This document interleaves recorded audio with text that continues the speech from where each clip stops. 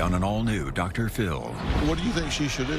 Her triplet sisters say her boyfriend Brandon needs to go. Dr. Phil, I know you know best, but there's no way you can mend a relationship that's been this broken. She needs to move on from him. She's wasting her time with him. She can't be happy in this relationship. How could you be? Inappropriate behavior. It's paying women for inflicting pain. If she's going to stay with him and be with that type of relationship, we're just not going to be involved in it. Strange fetishes. How's y'all's sex life, if I can be so bold? He makes it fun. You say I stand on his face or I kick him in the groin. How is that fun for you? If I don't do it, he's going to go do it with someone else. At this point, I'm 2.5 years in. I would not know how to be in a normal relationship anymore. Let's do it. Not a good show, everybody. Here we go. This is a safe place to talk about hard things. Stand by. Let's count you down. Today's going to be a changing day in your life. 5, 4. I am not giving up on you.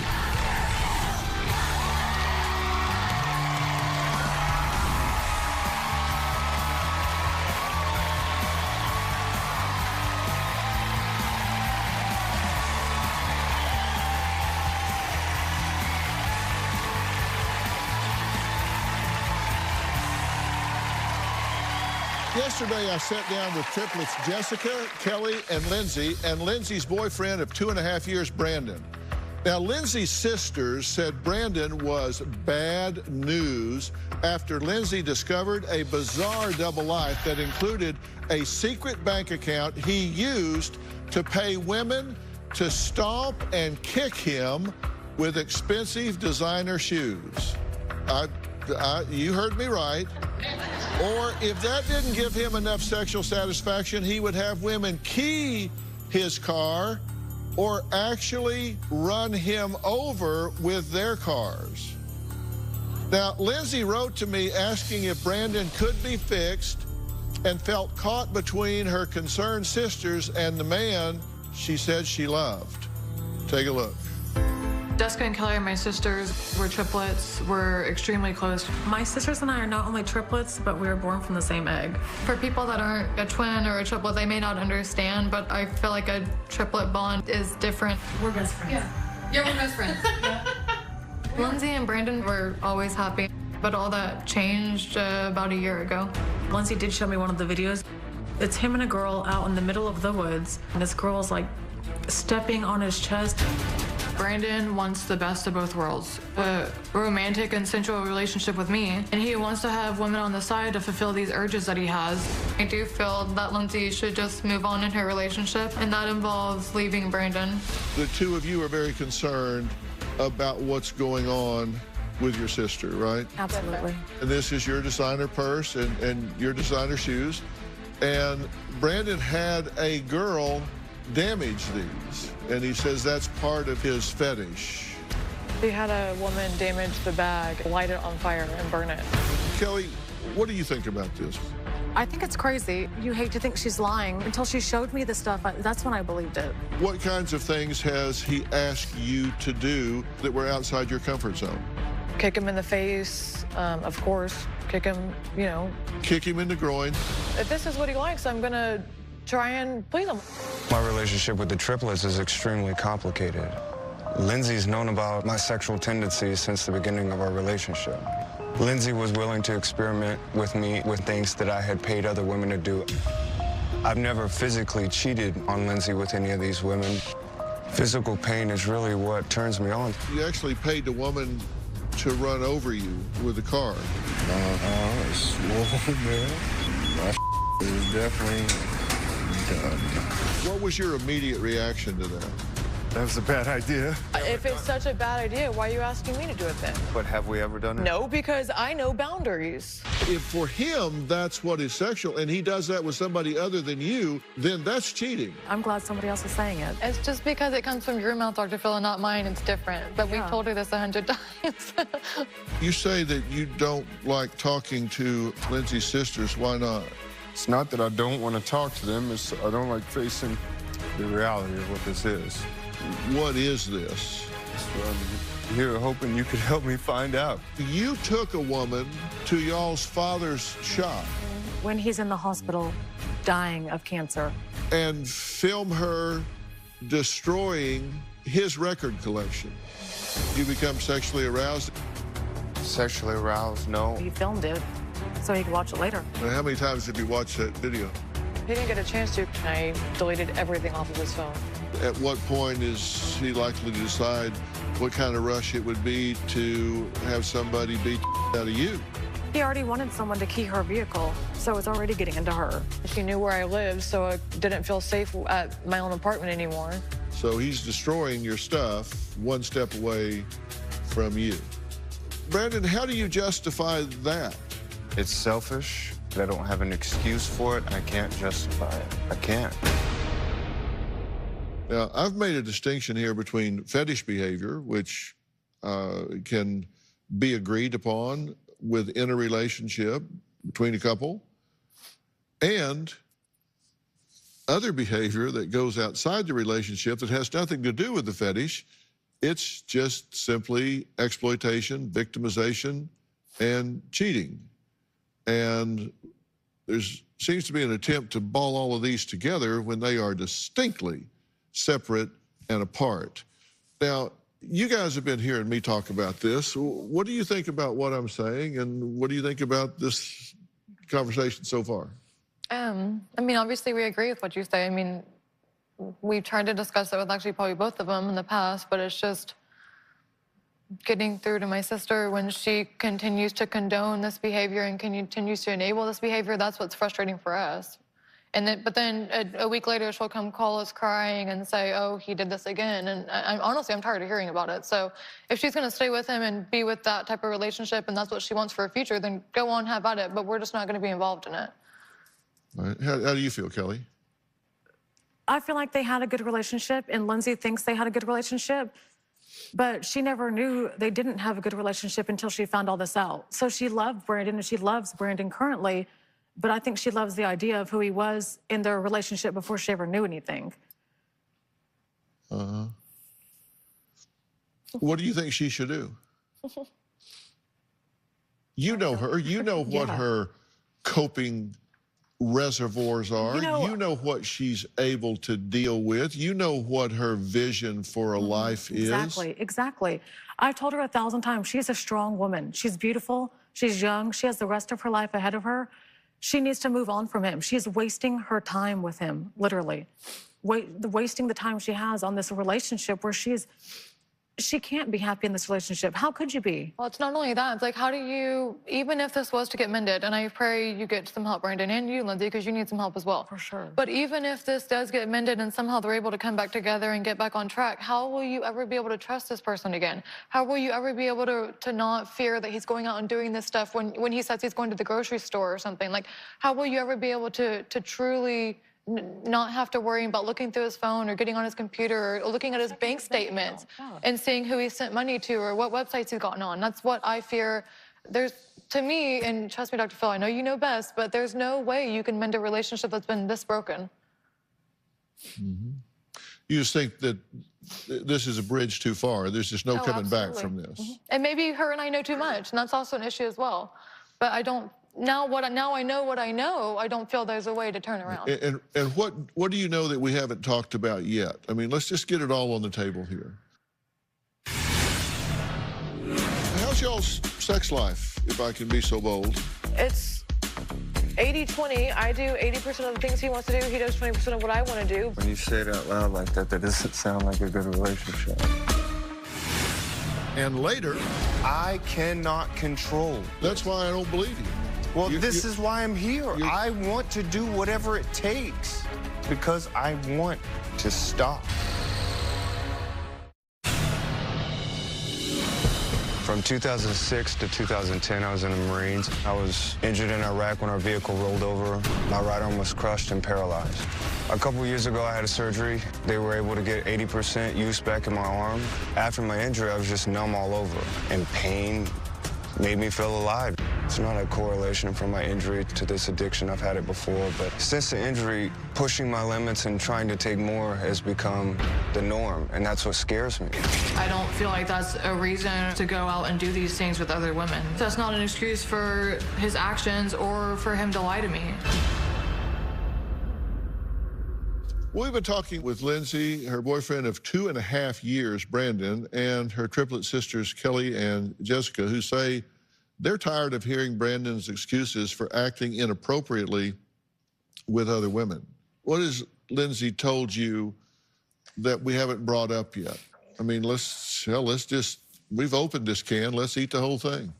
I mean, I think everything that happened in the relationship, we know after the breakup a year ago, because we couldn't believe it. No, they never broke up. Well, true, they never broke up. She was always with him. But I feel like we know everything. You've brought up everything. I can't think of one thing that... Yeah, it's just the paying women for inflicting pain. It's the stuff that my sister's done, which is kind of shocking. It's the reaching out outside the relationship. I mean, it's that, but it's also like you're saying, Dr. Phil, it's like paying rent payments, paying car payments, like just spending random money on random women. It's like, for what purpose? What are you getting from that? I don't understand. And you get a thrill out of paying money to women, right? Yes, sir. It's not just what happens, it's just the fact that you're paying money to women. Yes, sir. And what do you say to yourself about that that's exhilarating? I don't know if it's an insecurity. I don't know if it's a power thing. Shame is the one thing that I do feel very shameful. And I am very remorseful for the things I do. I am. I don't know what, other than feeling the fact that it empowers me, makes me feel good. I don't know. So how's y'all's sex life, if I can be so bold? I mean, we actually have a good relationship. Like, Brandon keeps everything very exciting, very fun. I mean, it's 80-20. I do 80% of the things he wants to do. He does 20% of what I want to do. But, I mean, we have a good relationship. When you say it out loud like that, that doesn't sound like a good relationship. 80-20. When you say 80% of the things he wants to do, so you're at home at night and you decide, we're at home and you know, do you want me to kick in? Do you want me to crush you? Like, you know, what do you want me to do towards you? It's. But I would also say that it has become a point to where, would you agree or disagree that we both do enjoy? No, I enjoy it, absolutely. I'm not saying I don't. I do. Like, at this point, I'm 2.5 years in.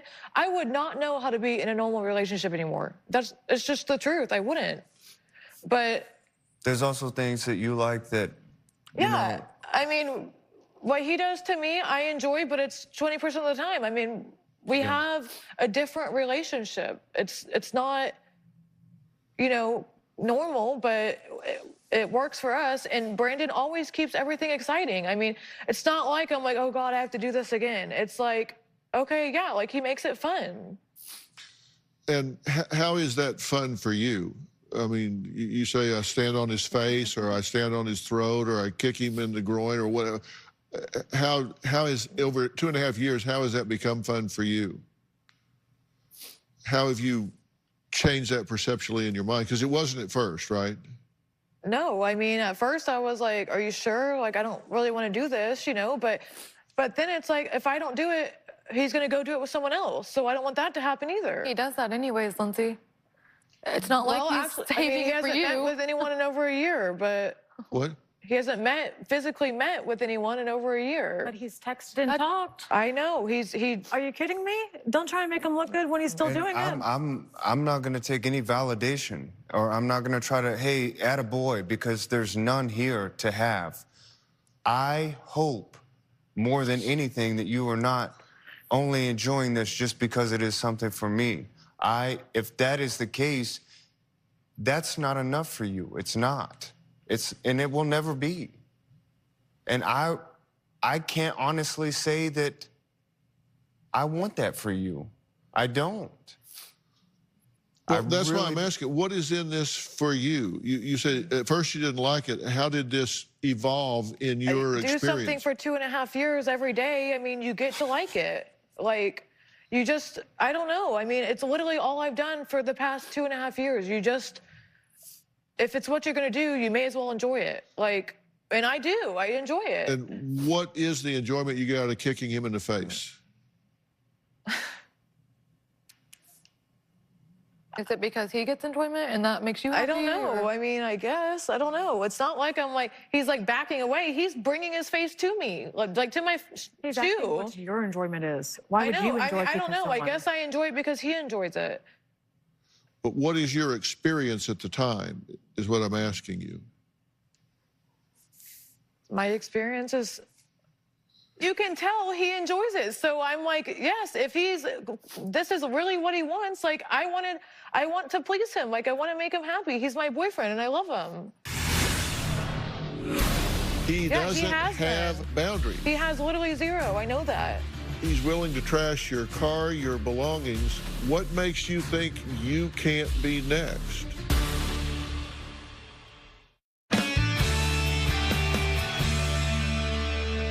I wanted to read part of a statement here from a friend of Lindsay's.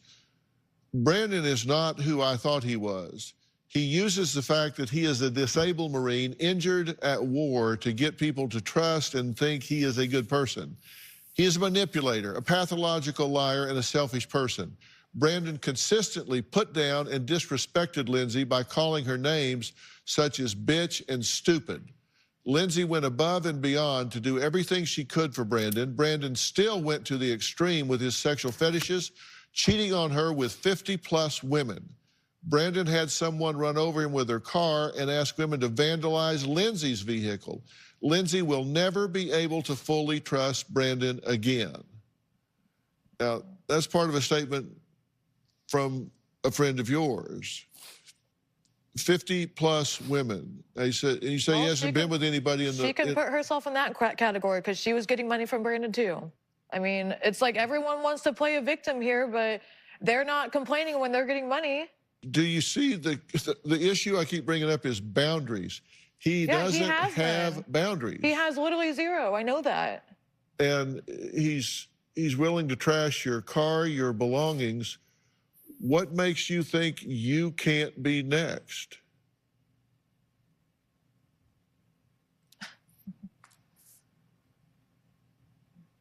I don't know. I mean, I very well could be.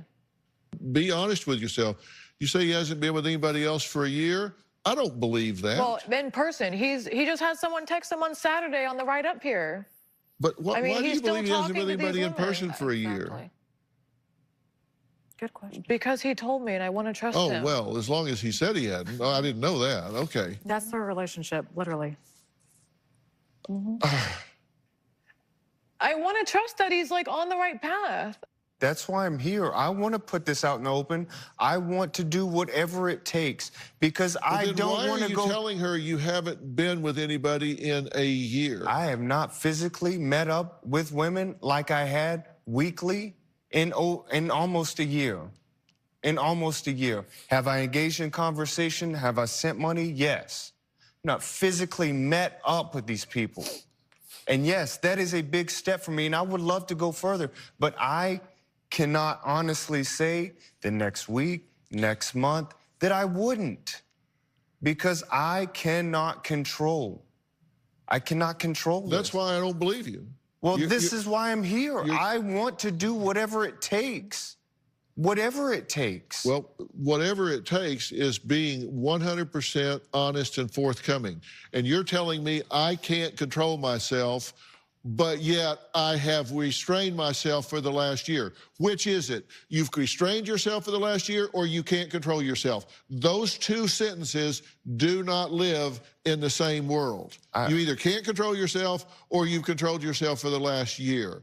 One of those is true, one of them is not. I have moderated myself. Does that make sense? Is that a better statement? It's a better attempt. I mean, he still reached out for conversations. He still sent money to these women. And he says he hasn't met up with anyone. I do not have control. I don't. Yeah. But I am sure as hell trying to do whatever it takes, coming on the show, putting all this out here, because I want to stop.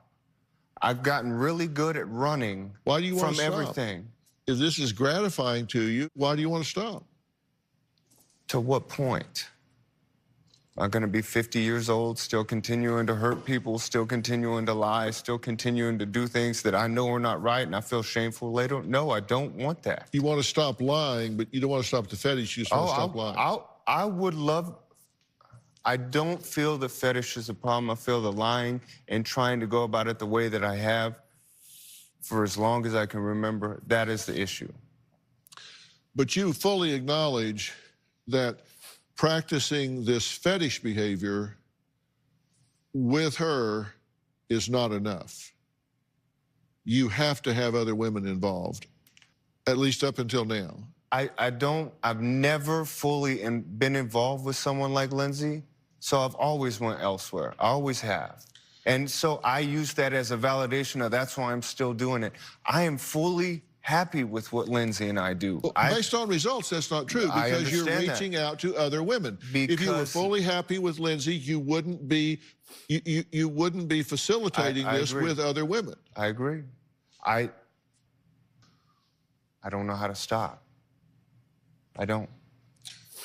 Well, there are some tough decisions to make here. We'll talk about that next.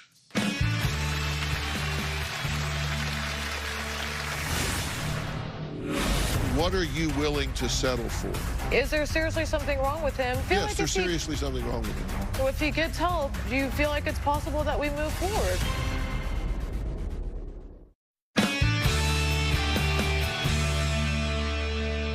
You know, Lindsay, the thing I want to be very clear with you about is we're talking about two distinct categories of behavior and values here.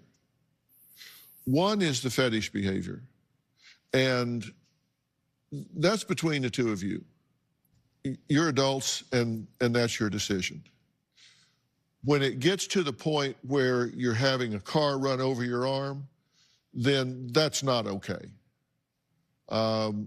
That's not what sadomasochistic behavior is about. That you've gone beyond fetish behavior, and you're now into self-destructive behavior that's toxic and pathological. So you've gone outside the bounds of what I think people would normally define as sadomasochistic behavior and become self-destructive. And you need to be aware that, you know, people might look at a sadomasochistic relationship and say, that's sick. That's people's judgment, but that's between the two of you. But when it gets to the point that it's inflicting injury and putting lives at danger, then that's no longer fetish behavior, that's self-destructive behavior. When he's having his arm run over by a car, that can cause paralysis, it can cause a blood clot, which can cause death, that can cause, I mean, that's not fetish behavior. That's just stupid. And that's stupid behavior. And that means there's something in there filter-wise that's not right, because he's obviously not a stupid person. Yeah. So something's distorting your perception, right? For that to be okay. And you know, you said immediately when you did it, bad idea. Yes, sir. Your filter cleared right up, because you're not a stupid person. That's just a self-destructive behavior. That's not a smart thing to do. And you know that intellectually, correct? Yes, sir. So even the bounds of the fetish behavior have been violated. But let's set that extreme behavior aside and just say the two of you have a sadomasochistic sexual relationship, and say we're not going to pass any judgment on that whatsoever. If that's what floats your boat, then get a paddle, okay. But then there's a whole other category of behavior, and that's integrity. Does your partner have the emotional integrity to be honest with you, to be truthful with you, to be predictable with you, to be someone that you can count on, to not betray you? And he says, I haven't been with anybody physically for almost a year. But he says, I have been in contact with other women by text, phone, internet, whatever. I have been sending them money. That's not okay. I agree. I mean, it's like you could just cheat on me a little bit. You just cheat on me sort of. The question becomes, what are you willing to settle for? Because you teach people how to treat you, and you get in this life what you're willing to ask for and what you're willing to settle for.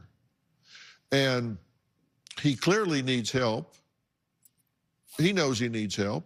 You know he needs help. You know he needs help. You know he needs help. People driving by out on Melrose know he needs help. Hell, this isn't Lassie could figure that out. You know that, right? Yes, sir. You've said that. That's why you're here.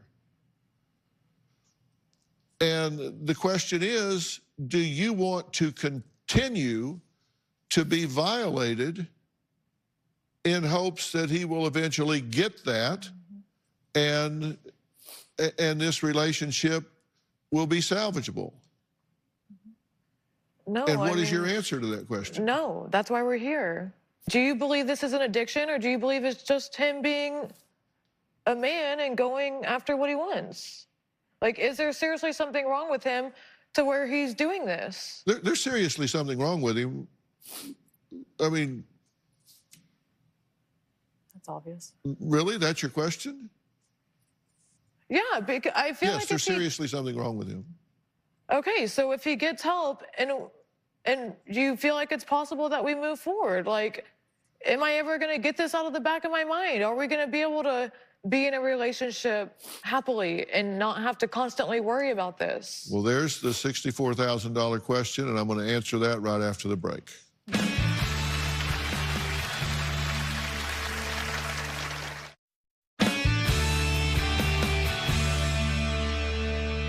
You ask me, is there a chance here, if there's something wrong with him, is it something wrong that's fixable? Yeah. And if it's fixable, then can we have a relationship that is sustainable across time? We can have a happy life together, have a family. Can we move forward? I'm going to answer that for you and tell you this is a very high-risk situation. If you were my daughter, I would tell you not to walk away from him. I would tell you to run away from him. I would tell you to get as far away as fast as you possibly can, because this is a high-risk situation, and the chance of this coming to resolution in any kind of time frame that you would want is very, very, very low. Because I'm not sure what he considers fixing is what you consider fixing. I'm not talking about the fetish. I'm talking about the absence of moral compass here. And Brandon, I don't know why you're doing what you're doing, but I have some theories about it. You're not really doing anything to work on this, correct? No, sir. Which is the reason I would tell you not to walk, but to run. He knows what's going on. He knows he's hurting you. He knows you're in pain. He knows he's going behind your back. He knows he's violating you. He knows he's out of control, and he's not doing one damn thing to try and fix it. That's true. And to me, that speaks volumes. He didn't write in, you did. You guys asked for the help, not him. He's just here.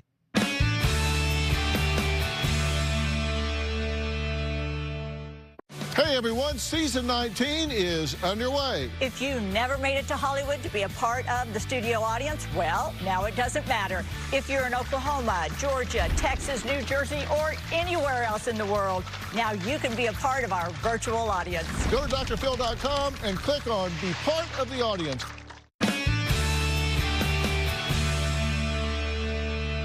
Well, I'm back with Lindsay and Brandon, who are in a 2.5-year-long relationship. If you use the word relationship in the broadest sense of the word.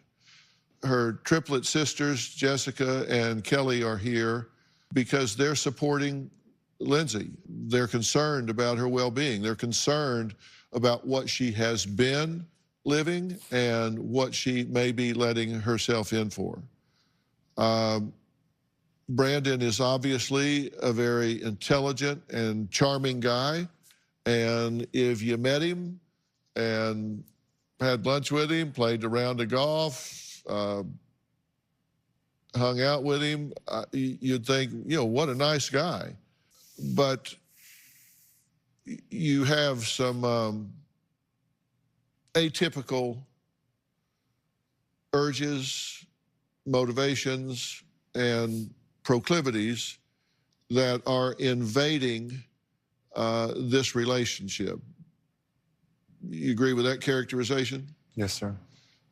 You have some atypical motivations, impulses, and proclivities that are actually putting your health and well-being at risk because you've made some decisions that have actually created some dangerous situations. Yeah, and you said you couldn't control that impulse.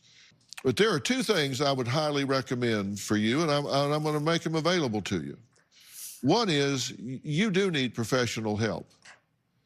Not because of the fetish, but because you violated the boundaries of the fetish and put yourself in danger. And I'm willing to arrange that for you, to get you some professional help, to kickstart you on the road. And I also think you need to have your brain seriously evaluated to see whether or not you have some type of anomaly from your traumatic brain injury that has changed your pleasure centers in some way, have scrambled the neurotransmitters in the neocortex of your brain, your amygdala, the cingulate gyrus of your brain in such a way that your impulse control and what it takes for you to move the needle has really been distorted. And I can tell you that I am highly suspect that that is true. And I also know that at your age, there's tremendous progress that can be made to heal that, if that is in fact the case. The brain's a very resilient organ. And I would rule that out, because if you don't rule that out and there are anomalies in your brain, all the talking therapy in the world is going to be building a house on sand. So I think you need to look at that first. And I'm going to call my dear friend, Dr. Daniel Amen, at Amen Clinics, and see if we can arrange for you to go to the Amen Clinic and have your brain evaluated there, and see if in fact there are some things that you can do. First, is there damage? Are there some anomalies? And if so, what kind of protocol would change that for you? And if I were you, I would want that information as soon as possible, real fast, because if that's true, a lot of this could be involuntary for you. I mean, you're like a passenger on a runaway train. If part of your brain is overspeeding and part of your brain is asleep, it needs to be awake. We need to find that out real fast, because you could be like back in row 14 on a runaway train, not up there steering this thing. And in fairness to you, I think that needs to be evaluated. And then, if that's true and those things are addressed, then the cognitive behavioral therapy, changing what you say to yourself, your internal dialogue, could have a profound effect across time. And I would watch very closely to see whether he really immerses himself in that process or whether he doesn't. And find out what's... According to you, I shouldn't be around for the process. Exactly right. What you're saying? Exactly right. I would let him go do this and see what you find out. Or you're going to spend 10, 15 years dealing with exactly what you're dealing with right now.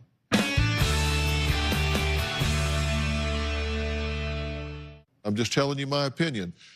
I am not the repository of all knowledge. I don't have the answers to every question, but to me, this isn't a close call. I am, however, going to make available to you what I believe are the most profound steps you can take to get to the bottom of this.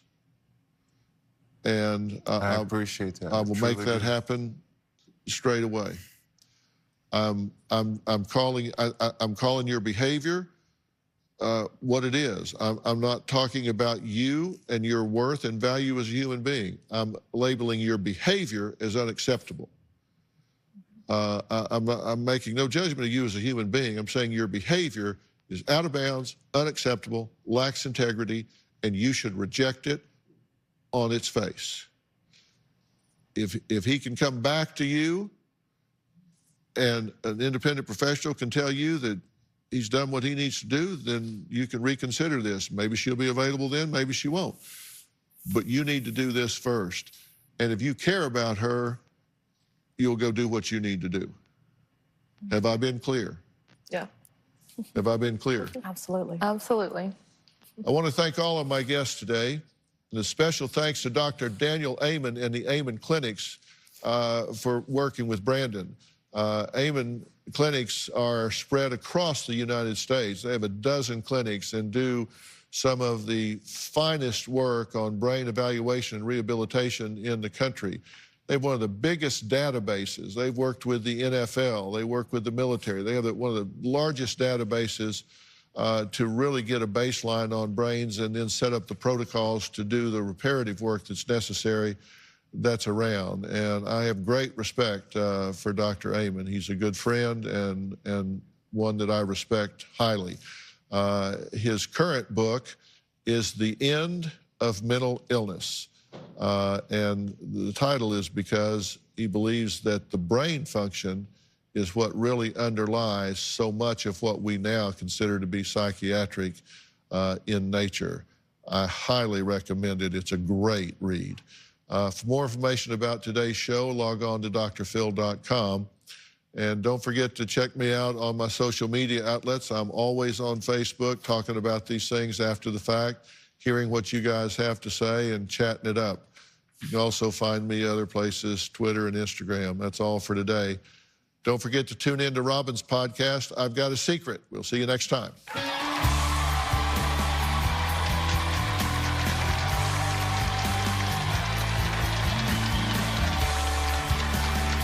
If you'd like to be part of our virtual audience and you have a computer with a camera, log on to drphil.com and click Be Part of the Audience.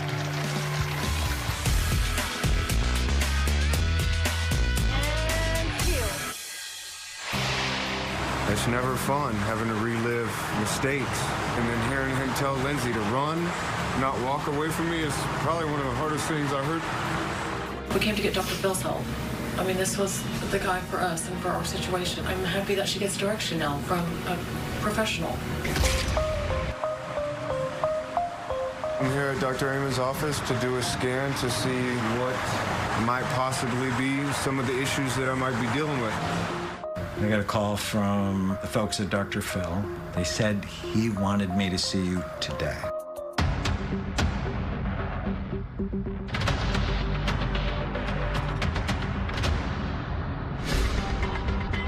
When I look at your scan's hurt. That does not look good at all. It is not good at all. When you see these holes, impulse control, you get an urge. And if this is working right, you would go, don't want to do that. Our job is to make it better. I appreciate Dr. Phil reaching out to the doctor and him taking the time to not only scan my brain, but go into an in-depth conversation and how we can fix it. I truly feel like there's hope to make a difference, not only for me, but for Lindsay and our relationship.